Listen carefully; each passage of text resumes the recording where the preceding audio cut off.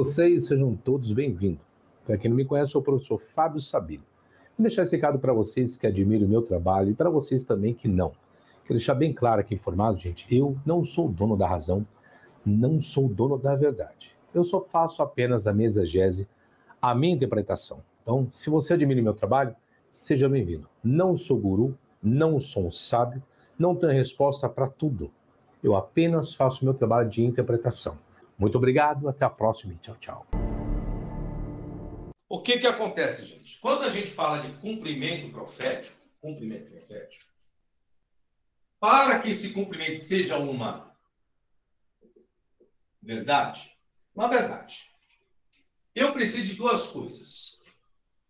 Eu preciso algo que me identifique no AT, algo que me identifique no NT.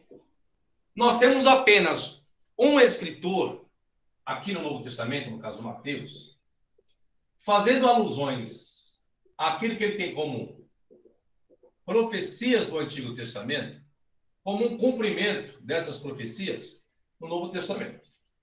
Para que eu diga que isso seja uma verdade, que esses elementos sejam verdade, primeiro, eu dependo que essa verdade esteja na visão do autor aqui nesse Antigo Testamento. Logo, eu teria que ter esse autor que registra uma profecia no Antigo, como uma profecia, identificando que essa profecia é para o Messias. Mas eu tenho um problema. Esse Messias que talvez esteja relacionado às profecias, à autoria desse escritor do Antigo Testamento, que Messias é esse que ele está retratando? Vamos supor que esse autor ele está escrevendo exemplos. Ele é autor do livro de Isaías, autor de Jeremias, autor de Daniel. Ou seja, eu vou colocar todos os profetas. Aí vem a pergunta. Se eu pegar os profetas maiores e pegar os profetas menores, vamos colocar a grosso modo. Qual mais ou menos a datação de um último desses profetas do Antigo Testamento, que tenha composto o seu conteúdo? Mais ou menos aí. Vamos lá, chutem aí em cima. Vamos colocar aqui Ageu, Zacarias, Malaquias, Neemias, Esdras. Eles estão falando da reconstrução do templo. Não é isso? É. São profetas menores. Ageu falando da reconstrução do templo.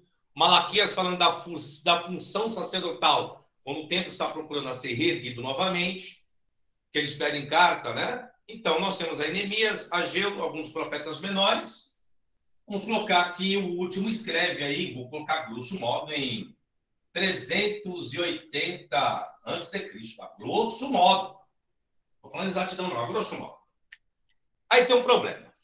Vamos supor que todos esses profetas, que o último escreve em 380 a.C. Aí Jesus vem, a grosso modo, em 6 ou 4 a.C. Eu posso afirmar categoricamente, se caso um desses escritores estão falando de um cumprimento profético em um Messias, em um governante, eu posso afirmar que esse cumprimento, que esse autor aqui, ou esses autores, tinham a visão de um Jesus, filho de Deus? Pensem os senhores agora. Não tinha, professor, não tinha. Para que eu tenha isso aqui como verdade, as profecias do Antigo, como cumprimento da pessoa de Jesus, como a verdade, é necessário que o autor dessas profecias, todos esses autores, tivesse essa visão de um homem denominado de Filho de Deus. Teria que ter isso, para um cumprimento profético. Só que não é o caso. Aí tem outro problema.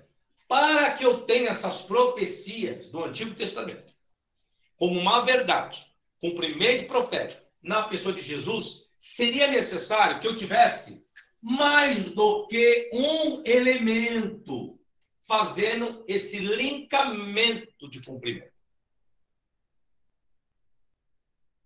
Eu teria que ter todos. Porque o que é mais elegante é que você tem judeus dentro desse período neotestamentário, vamos dizer assim, para simplificação. Tem pessoas com grandes expectativas. Você tem um público muito grande, não só dentro de Jerusalém, mas você tem um público muito grande de judeus em outras províncias. Você tem um público fora do estado, do país ali. Você tem pessoas na África, na Ásia Menor, judeus espalhados pelo mundo todo. E se eles têm essa concepção, é uma concepção que ela vai se perdurando. Então, a espera de um Messias é uma espera contínua, independentemente onde os judeus estejam habitando. Então, vamos colocar que o último escreve em 380. Desse 380, o que acontece? Acontecem algumas questões. Vou colocar aqui embaixo.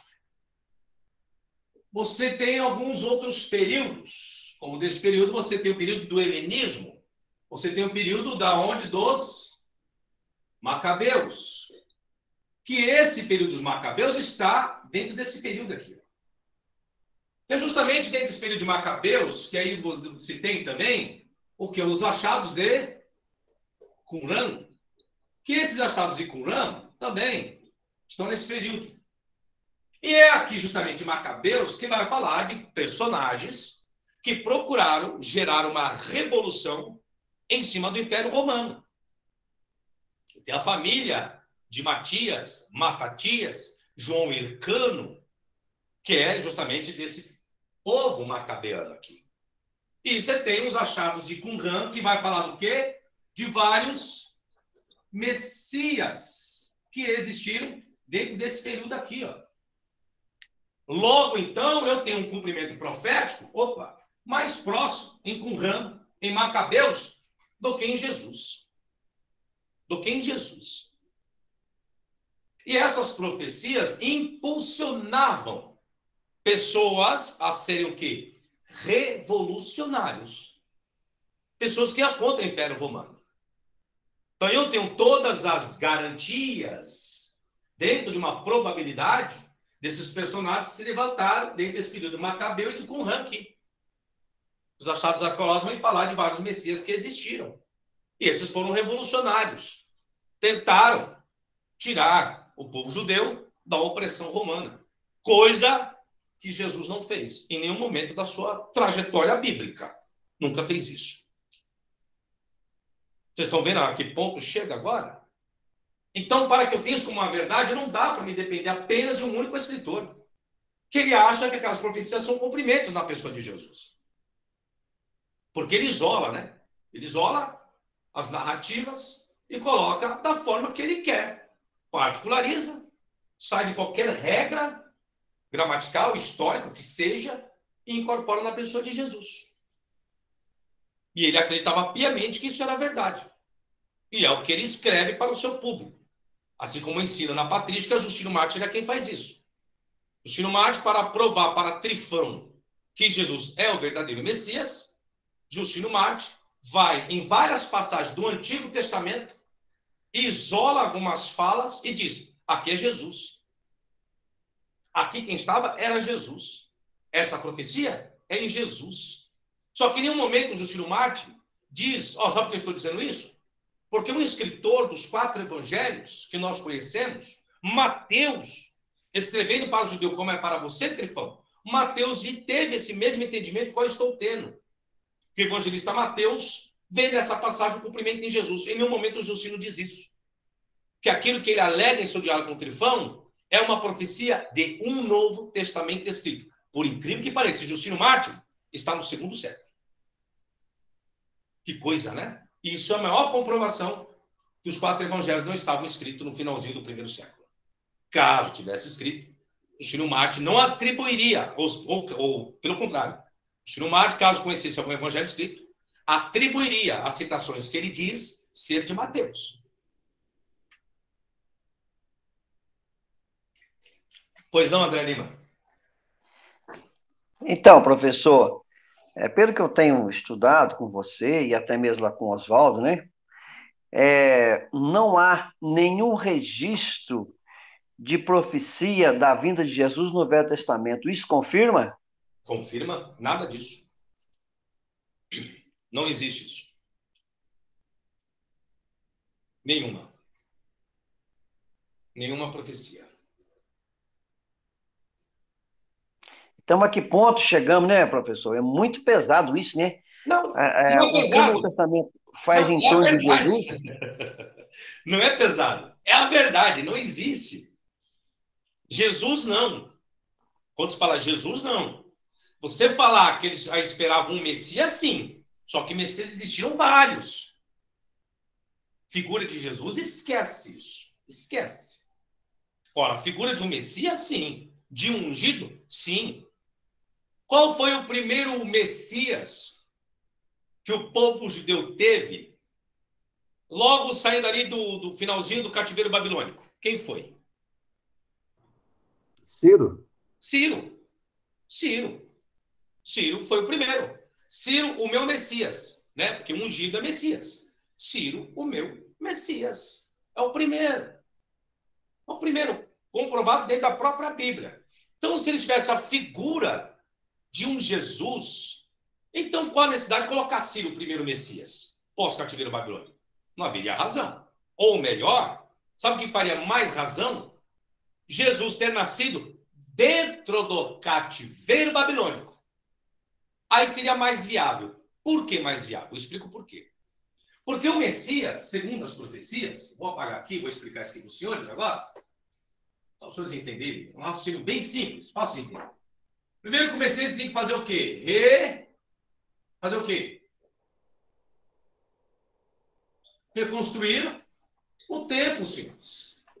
E se Jesus viesse nesse período, daria certo. Por quê? Porque é pós-cativeiro babilônico, eles vão fazer o quê? A reconstrução do templo. Se Jesus nascesse dentro, aí digo mais, olha como seria mais viável. Quando você pega a profecias de Isaías 7,14, lá da Virgem, opa, e linkar aqui no período babilônico, seria top. Aí sim. Então, Jesus vem de uma dinastia real. Dinastia real. Então, Jesus nasce de uma jovem dentro, né, do que sobrou do remanescente ali.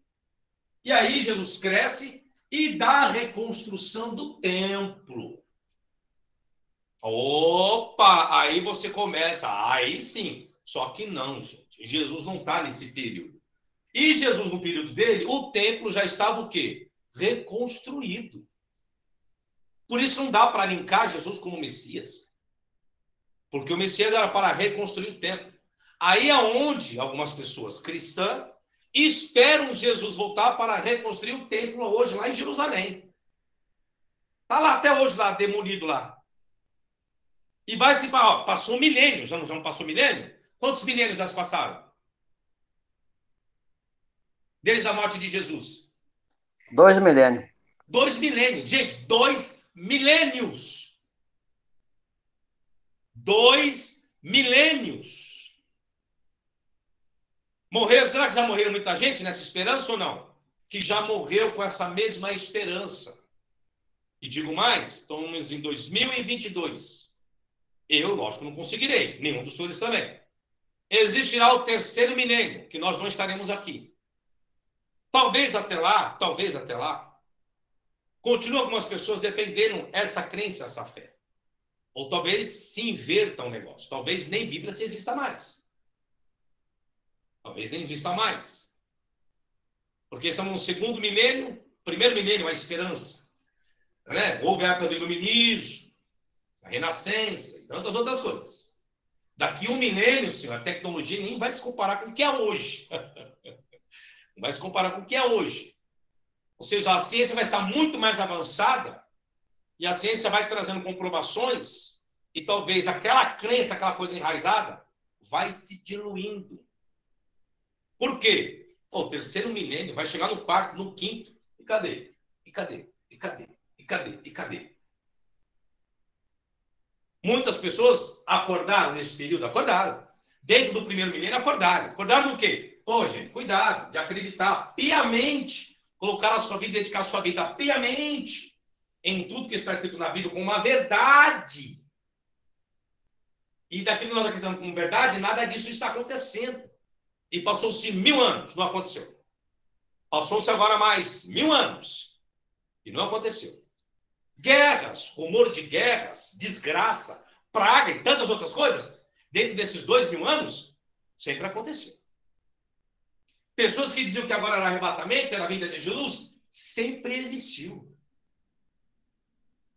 Mas e aí? Essa é a questão. Então, nós chegamos aqui, ó, reconstrução do tempo. Messias, Jesus não fez isso.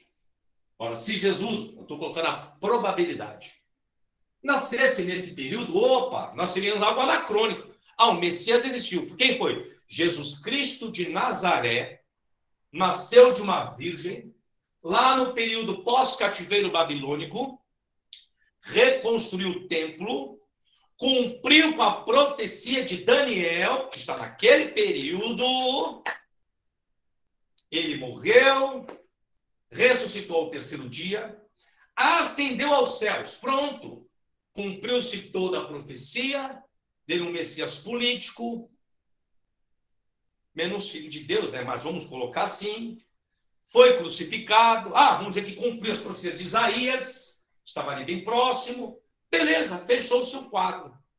Mas antes disso, que nenhum Messias existisse. E nem Ciro fosse exclusivamente a pessoa de Jesus. Porque se eu estou dizendo de um cumprimento profético, eu tenho que linkar uma única pessoa. E não várias pessoas dentro de um cenário. Então eu não posso colocar Ciro, não posso colocar mais ninguém. Então Jesus teria que ter nascido antes de alguém se dizer que era um Messias. Aí sim, fechou, beleza. Jesus morreu, acendeu os céus e ia arrebatar a igreja. Se tornaria mais fácil. Mas não é essa a história das narrativas, né? As pessoas estão esperando Jesus reconstruir o terceiro templo. Só pararam para perguntar uma coisinha. Qual coisinha, professor? Se volta o terceiro templo, volta-se o quê? Sacrifício de animais. Olha só como os cristãos não param para pensar. Se volta a sacrifício de animal, o que se está fazendo com Jesus? Anulando a morte sacrificial de Jesus. Acabou, gente. Está anulando tudo. Está anulando, por isso que eu falo, um Messias verdadeiro não tem nada a ver com Jesus. Jesus foi a favor do templo ou contra o templo? A favor do templo. Contra o templo. Contra o Quer templo. ver? Vou falar Contra. aqui, só um minutinho que eu vou dar a resposta. O que Jesus respondeu para a mulher samaritana? Ou melhor, o que a mulher samaritana perguntou para Jesus? Onde era para cultuar Yahvé? Vós, judeus, dizeis que em Jerusalém, onde deve-se adorar a Deus. Se Jesus fosse a favor do templo, o que Jesus teria que responder para a mulher? Sim, mulher samaritana, é em Jerusalém onde se deve adorar a Deus. Foi isso que Jesus respondeu para ela? Não, falou que é espírito e verdade. Acabou. E o Pai procura os tais que assim o adorem. Não é nem Jerusalém, nem Samaria, onde, quando ele fala em Jerusalém e Samaria, ele está falando do quê? De templo. É do templo, que o povo samaritano tinha um templo. É disso que Jesus está falando. Jesus não foi a favor de templo nenhum. Ok. Jesus foi a favor da lei de Moisés? Entendo que sim. Hã? Entendo que sim. Não, gente, lógico que não. Lógico que não. Lógico que não. Não só uma das leis que Jesus não foi a favor nem da lei de Moisés e nem do farisaísmo. Vamos lá. O comer sem lavar as mãos. Era uma tradição farisaica. Jesus não foi a favor. Já Mas isso é a tradição, não é a lei de Moisés. Não, eu acabei de falar. Lei farisaica. Lei farisaica. Lei farisaica é o quê? Uma tradição deles, próprio deles, né? O que me parece que Jesus era contrário à tradição e não à lei. Então, eu estou falando o quê aqui até agora? Então tá bom. Então estamos falando a mesma Não coisa. foi isso que eu falei ou não? Lei dos fariseus. Vamos lá de Moisés agora? A lei do divórcio é de quem? É a Torá. A Torá é de quem? Sim, de Moisés. Então Jesus foi a favor? Jesus, na realidade, deu interpretação radicalizando... Não. A resposta é assim, não é interpretação. Se é a interpretação de Jesus, logo Jesus não é a favor da lei de Moisés. Acabou? Se Jesus é a favor da lei de Moisés, Jesus tem que ser a favor da interpretação de Moisés. E não a sua própria. Toda vez que Jesus dá uma interpretação que vai contra aquilo que já está interpretado da lei de Moisés, Jesus está sendo contra e não a favor. Por isso que eu falei, Jesus foi contra? Foi, estou dando a prova. A lei do divórcio é lei de Moisés e Jesus foi contra ela. Porque está escrito a lei de Moisés. Porém, eu vos digo, aquele que atentar numa mulher para cobiçá-la, já em seu coração cometeu adultério. Opa! Jesus desfez e colocou a própria lei dele, amigo. O que Deus uniu, não separe o homem. Mas, por causa da dureza do vosso coração, Moisés mandou dar carta de divórcio e repudiá-la. Moisés mandou dar. Preste bem atenção. Moisés falou assim, ó, Jesus dizendo, o que Deus uniu, não separe o homem.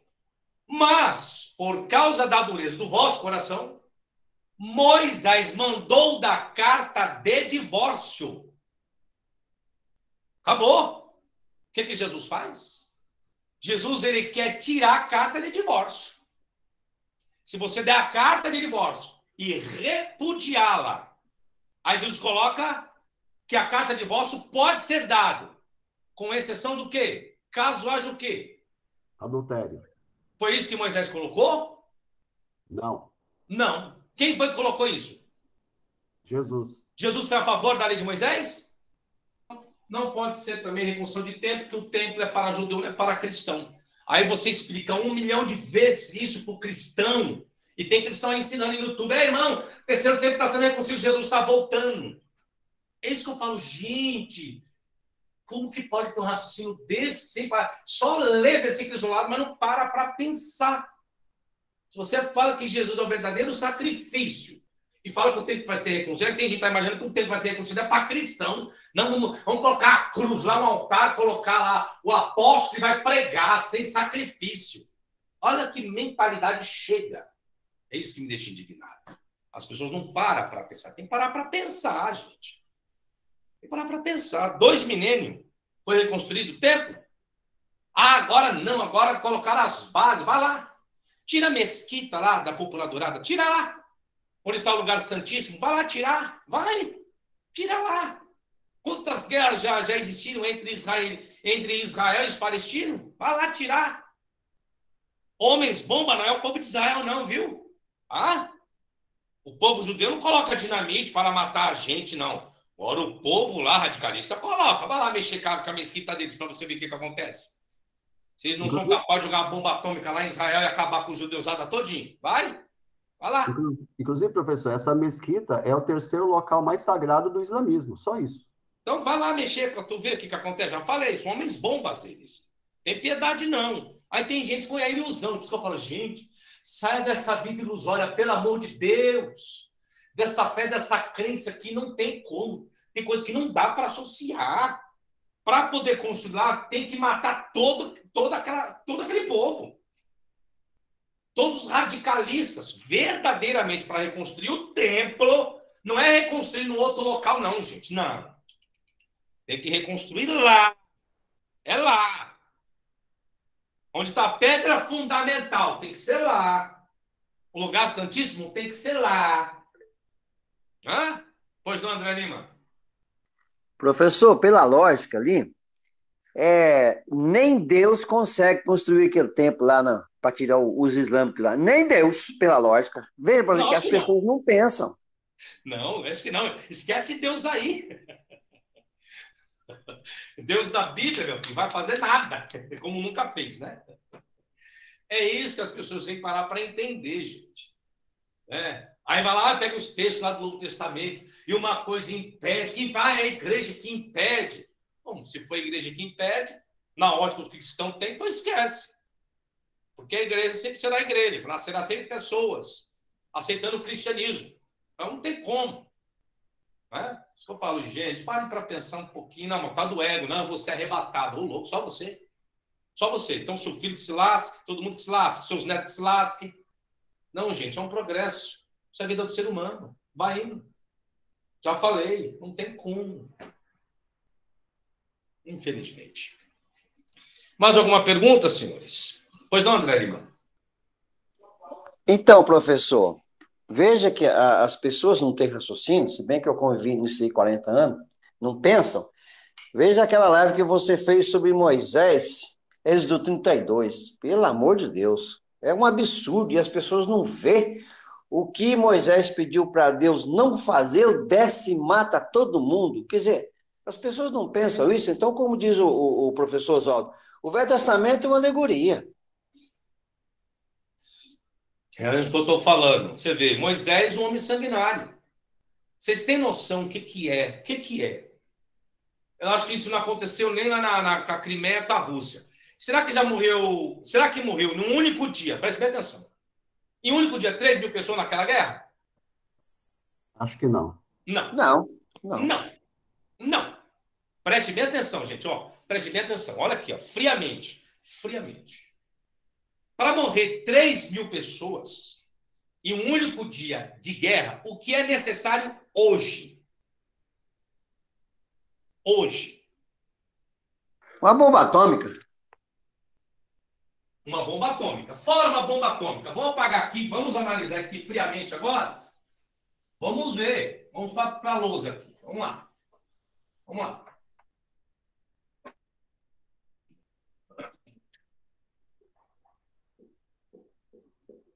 Pessoas. Para você matar hoje 3, vou colocar abaixo aqui, viu? É muito mais. Vai, mais 1.000 pessoas em um dia. O que é necessário? Vamos lá. Uma bomba atômica. Vou colocar aqui. Pois não, Giuliano? Boa noite, pessoal. Contaminar a água.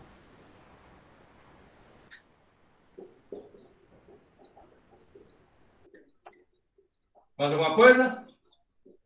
Arma biológica. Não, já foi. Vamos lá. Gente, não esquece. Vamos lá. Quem mais? Quem mais? Para matar 3 mil pessoas em um único dia, que é necessário? Bomba atômica, contaminar a água, arma biológica, mais alguma coisa?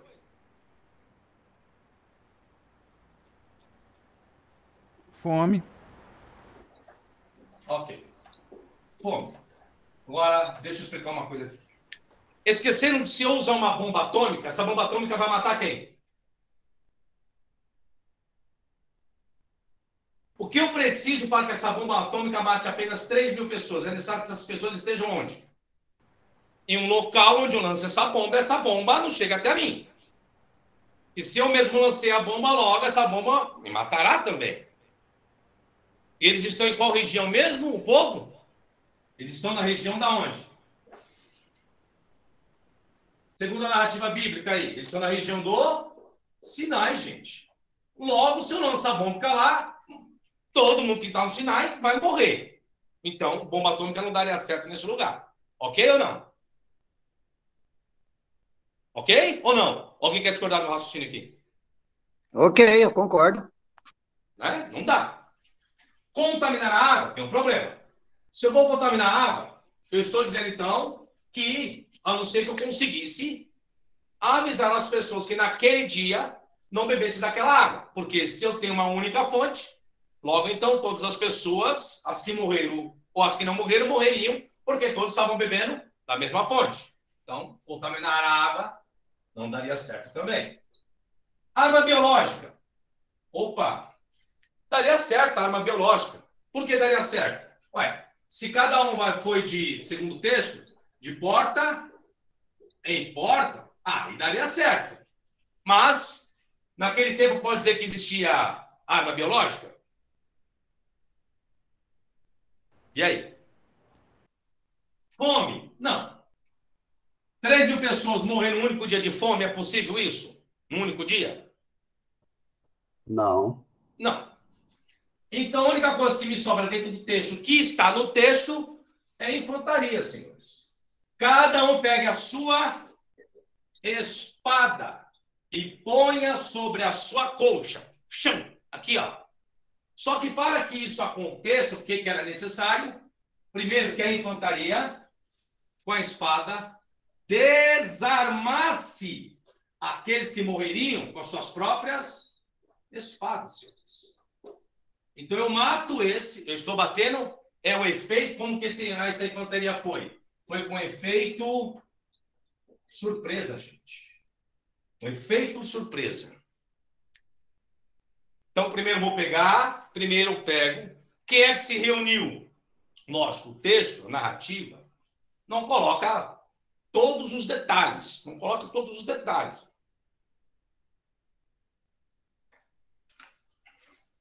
Mas diz que aqueles que são de Moisés se unam a ele, Moisés.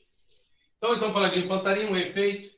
Aí, o que acontece? Não vou perder o raciocínio. Para que houvesse essa matança de 3.000 pessoas num único dia, eu preciso que aqueles que se uniram a Moisés, como chegasse no pé de ouvido de cada um, porque se ele fala para que as pessoas coloquem as suas espadas sobre a sua coxa, ou tenham as suas espadas, então dá a entender que outros, esses mesmos que morreram, também tinham as suas espadas. Então se une a tribo de Levi a Moisés. É como se Moisés fala no pé do ouvido e passa de um para o outro. Ó, Moisés falou que todo mundo que não se uniu aqui vai morrer. E como que eu vou identificar? Pega a sua espada e coloca sobre a sua coxa. Saberei que você não vai morrer porque você está com a espada sobre a sua coxa. Aí, beleza. Aí, para falar que vá de porta em porta, dá a entender que Moisés despede a multidão, que cada um vai para a sua casa, e daí vem um efeito surpresa. Aí aquele sai de porta em porta. Aí sim, matando amigos. A pessoa matar o próprio irmão, gente. Imaginem, por isso que eu falei para as pessoas imaginarem. Imagine agora. Você ir na casa do seu irmão, pegar a sua espada e matar o seu próprio irmão. Aí você pegar o seu melhor amigo que adorou Bezeu, que não se unia a você com Moisés, e você matar o seu melhor amigo conhecendo, e você sendo padrinho do filho dele, olha que situação chega. E as crianças vendo você matar o seu próprio sobrinho, vendo você matar o seu próprio irmão, a sua cunhada. Por isso que quando eu falo para as pessoas, gente, já que vocês querem pegar que a Bíblia é a palavra de Deus, porque tudo nela está escrito, é verdade, por isso que eu faço essa analogia. Mas coloca essa analogia na prática. Porque se isso que aconteceu é a verdade, imagine a cena agora. A piscina de sangue que ficou. O seu filho, você matando o tio dele. E tantas outras coisas, gente. E isso é o que Deus queria fazer. E quando eu falei para as pessoas que, na verdade, Moisés matou até a tribo de Judá, lógico que não. É só você parar para ler o contexto. Deus queria fazer de Moisés a nova nação. Está escrito isso. Então, se é de Moisés, era a tribo de Levi. O que Deus está dizendo? As outras tribos, fulmina tudo. Acabou, gente. Acabou. Lógico que isso o narrador coloca. Aí, Moisés não tinha visto. Deus não faz. Moisés vem e Moisés faz o quê? E Moisés faz. Aí diz que, por isso que eu falei, naquele dia morreram 3.000 pessoas. Por isso que eu falei, gente, para matar 3.000 pessoas num único dia, rapaz, é com 2 facas, gente. É com 2 aqui. É aquele motim, sai exterminando. Imagine, tá falando de homens, né? E quantas mulheres não morreram? Você acha que não morreram mulheres e crianças, não? Para defender o seu marido? Imagina a cunhada. Você era louco para matar o seu irmão doido, o sobrinho entrando no meio. Meu pai, você não vai matar, não, tem que matar. E ó, morre filho, morre mãe. Por isso que eu falei, não é só homem, não, gente. Se eu for pegar o sentido mesmo que dessa matança aqui, todo mundo sabe. E uma guerra onde morrem 3 mil homens, morreram mulheres e crianças inocentes também. Pararam para pensar nisso? Então, é a palavra de Deus. É o Moisés, é o grande legislador da Bíblia. Um homem assassino, sangue frio. Minha pergunta agora. Deus mandou matar?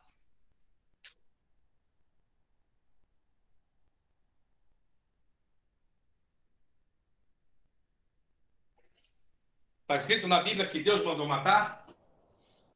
O texto fala que Deus mandou matar. Não, Deus não mandou matar. Porque quando Deus quis matar, segundo a narrativa, Deus se arrependeu.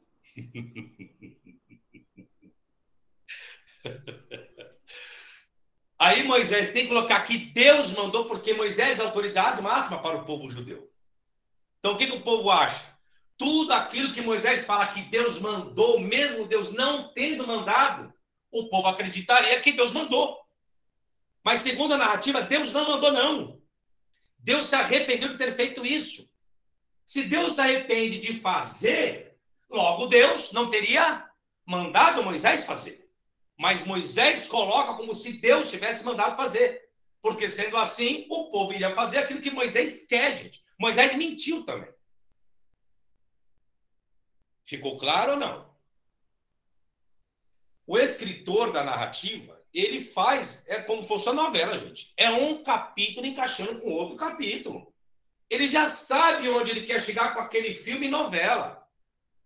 Isso é um escritor nato. É igual eu tenho 2 obras publicadas. Eu sei onde eu quero chegar com os meus livros, não importa quantas páginas ele terá. Eu tenho um trama, tenho início, meio e fim. O escritor do Pentateuco, os escritores, são a mesma coisa. Eles já encaixam tudo certinho, tudo bonitinho. Coloca aspecto de milagre, aspecto de não milagre, lógico. Ele não precisa detalhar, porque é uma ficção. Ele cria, não tem gente que não pensa que os filmes são de verdade? São. Tem pessoas que assistem uma novela e choram, porque acham que aquilo é verdade. Fica indignado com o autor, que é um carrasco, achando que aquilo é verdade. E se encontra o cara mesmo, na vida real, vai xingar o cara. Só que não sabe que aquele cara é um ator, é uma atriz. E a Bíblia é a mesma coisa. É um livro criado com várias ficções, que isso é uma ficção, onde se vence quem? Se vence o herói. Onde o bem sempre prevalece. É coisa de filmes, senhores. Aí tem a parte de indignação, mas só que, dependendo do personagem, você não pode encontrar uma falha nele, uma indignação dele, um ponto fraco nele. Senão ele não é um herói. Um herói é esse. Quem é o herói? Pô, é aquele cara que ralou, aquele cara que se lascou, igual o José do Egito. Pô, o cara se lascou, né? Os irmãos dele, pô, negligenciaram, quase morreu. Ah, agora José é governador do Egito, é um sábio. É sempre assim, gente. Igual Noé, olha o Deus de Noé. Quem é o Deus de Noé? É o Deus que só escolheu Noé. E mais algumas pessoas e matou o resto da humanidade toda. É o Deus de Noé. Simples assim. Aí, ok, o que se entende? Bom, ficou Noé, os seus filhos, agora está tudo certo. Depois que sai da arca, o que acontece?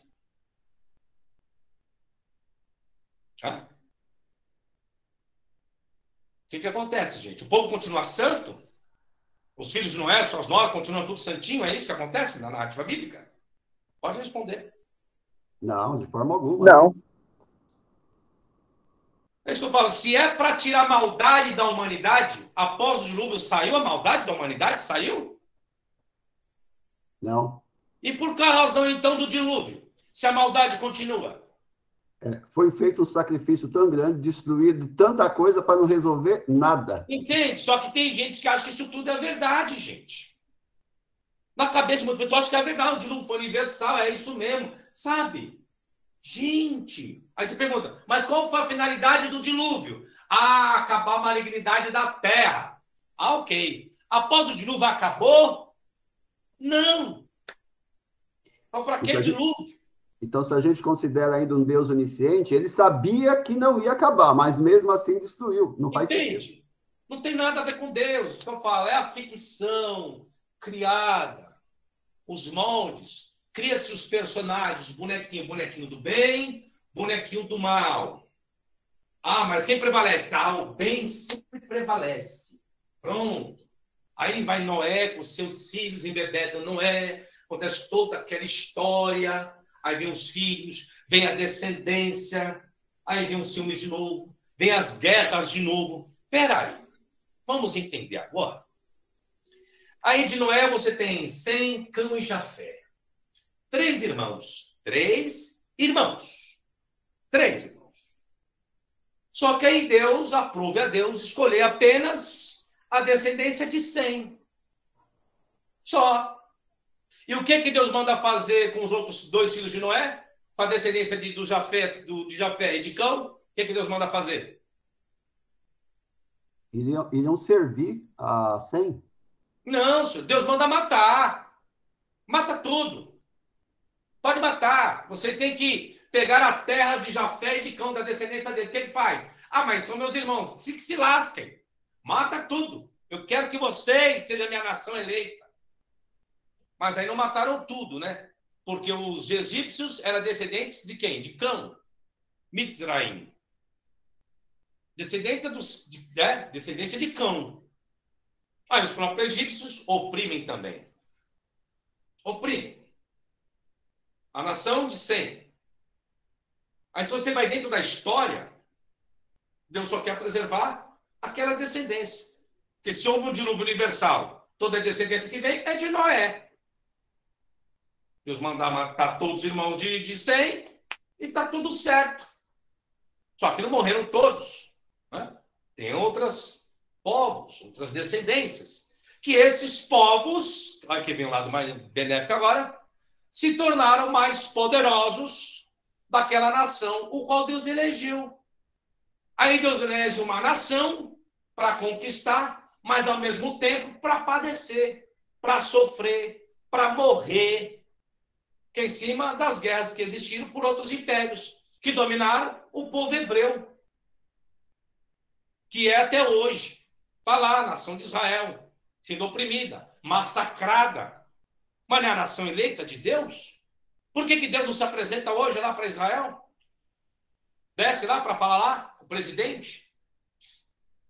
Dá estratégia para o presidente, que não se levanta o profeta de Deus verdadeiramente para reconstruir o templo e voltar ao sacrifício? 2000 anos? Ah, sabe o que deveria ser feito? Eu tivesse tempo, eu pegaria a datação quando o primeiro templo foi erguido, depois eu pegaria a datação quando o segundo templo foi erguido, reconstruído e embelezado. Aí seria bom fazer esse cálculo para ver quantos anos se levaram.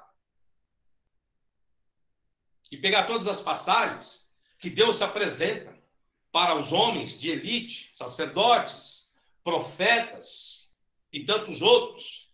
E os profetas se levantando e dizendo, gente, venha para cá.